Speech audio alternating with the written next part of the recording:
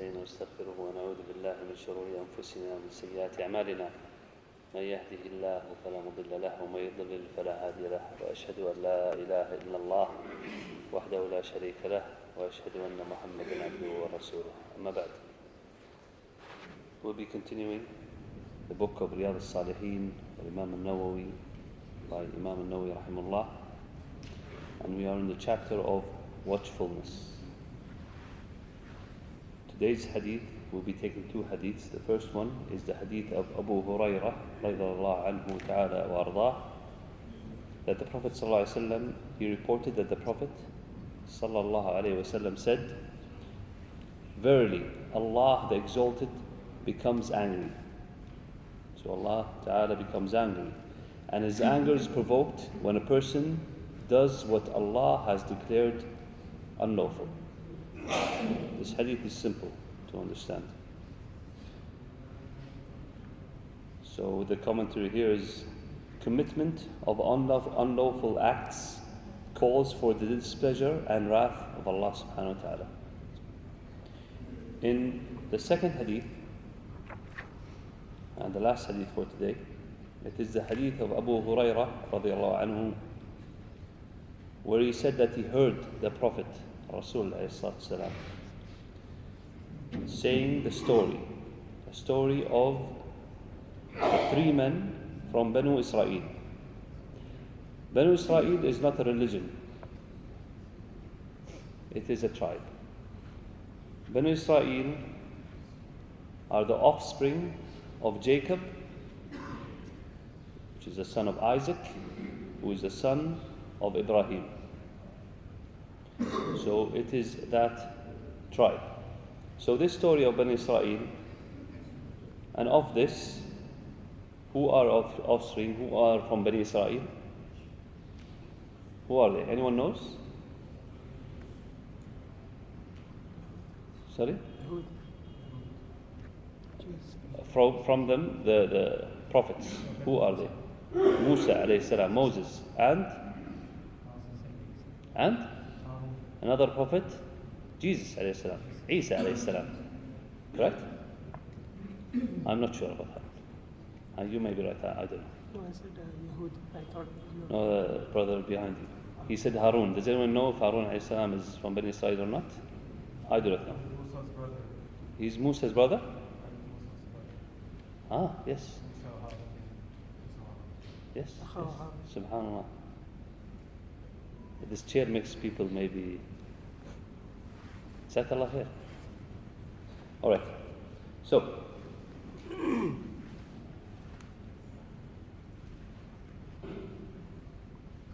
he says the story that there were three men from Bani Israel. One was a leper. A leper is someone suffering from leprosy.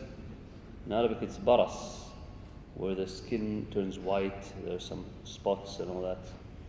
So one was a leper, one was bald, and the third one was blind. So Allah Ta'ala wanted to test them. He sent an angel. So this angel went to the leper, and he asked him, "What do you want? What most would you want from this world?" So he said, "I want this leprosy to go away, this skin sickness where people loathe me and look disgusted when they see me. So I want a good skin and a good color." So the angel rubbed him, and he asked Allah Ta'ala to cure him, and that happened. And he was given a good color and good skin. And then he asked him what kind of asset, what kind of property, what kind of wealth would he want. And he replied he wanted camels. He liked camels. So he was given a camel that was pregnant. And the angel asked Allah Ta'ala to bless it. And he left. Then he was sent to the bald man, and he asked him the same questions. And he replied that he wanted good hair. He did not want to be bald anymore. so that people also would not see him as loathsome or look down on him. So the angel ran his hand over him and he was given good hair. He then asked him what kind of wealth would he want, and he replied, cattle. He was given a cow that also was pregnant, and he asked Allah Ta'ala to bless it.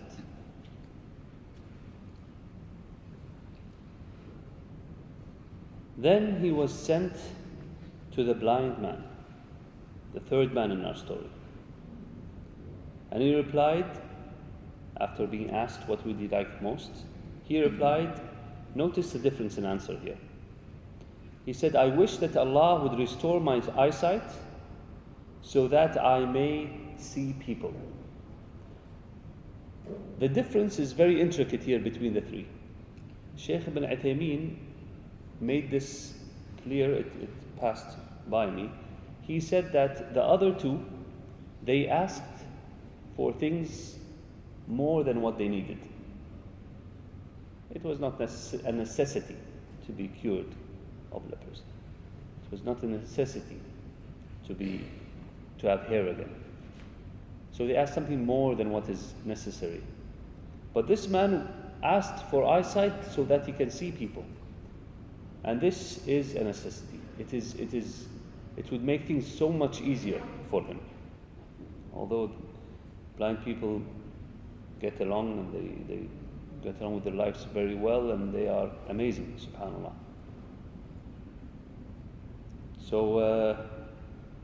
So he said he wanted Allah Ta'ala to restore his eyesight so that he can see people again, or he can see people.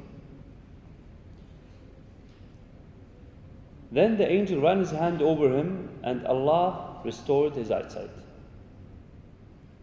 He asked him the same question, what property would you want or wealth? He said he wanted sheep. He was given a pregnant sheep, and he also asked Allah Ta'ala to bless it. Then flocks and herds were produced for the three men, where they would fill valleys. The first one would have a valley full of camels, from Allah Ta'ala's blessing. The second would have a valley full of cows. The third would have a valley full of sheep. So Allah Ta'ala blessed them with their wealth. Then the angel came in the form of a leper. So the test has started now. They were given what they wanted, now the test is started. So the angel came in the form of a leper to the one who had been a leper. And he said, I am a poor man, and my resources have been exhausted during his journey. So he is traveling and he is poor and he has no other means except after Allah Ta'ala to ask people for help. So he says,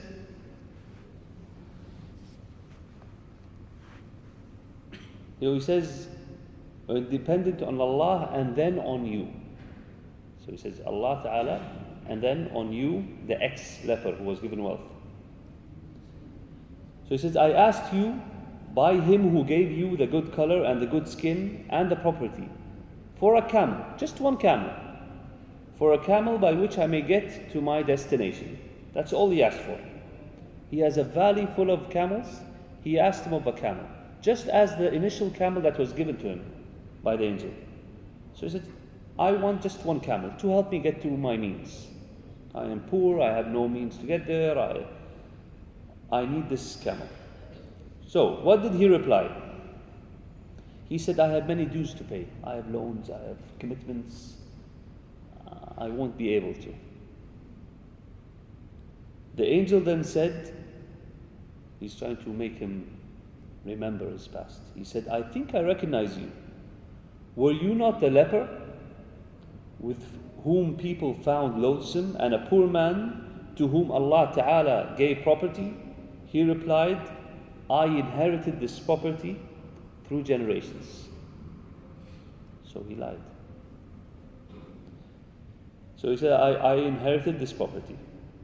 The angel said, if you are lying, may Allah return you to your former condition. And Shaykh ibn Baz says, It seems that that has happened, where they were returned to their previous conditions, so the leper a leper and a poor man. And as we will continue the story, as they were. Then the angel then went to the bald man, the second man in our story. And he said the same thing he told the first one. When he asked for a cow, he replied, I have many loans, I have many dues, I won't be able to. He started to give excuses so that he does not give him a cow. The angel then replied, he said, if you are telling a lie, may Allah return you to your former condition. Then the angel went to the third person in our story, the blind man, and he told him, I am a poor traveler and my resources have been exhausted in my journey. My only means of searching my destination, of reaching my destination, is dependent on Allah and then on you.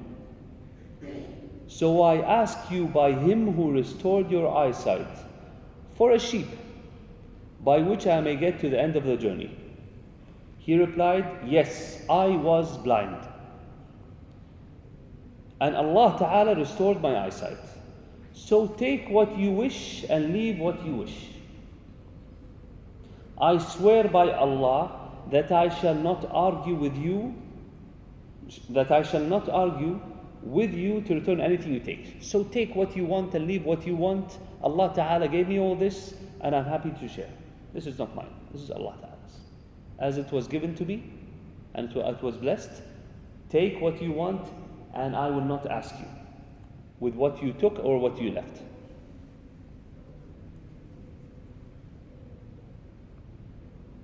And he continued and he says, as I give it for Allah Ta'ala's sake, so I will not ask you anything. The angel replied, keep your property. You have all simply been put to a test. So it seems that the story of the other two is also known amongst the people. So he says, you have all simply been put to a test, and Allah is pleased with you and displeased with both of your companions, the leper and the bald man. So this just goes to show us that one is not to forget his past or to be forgetful of Allah Ta'ala's blessings on us, and they are plentiful. If we are not even able to count the blessings of Allah Ta'ala on us, and they are things that are never ending.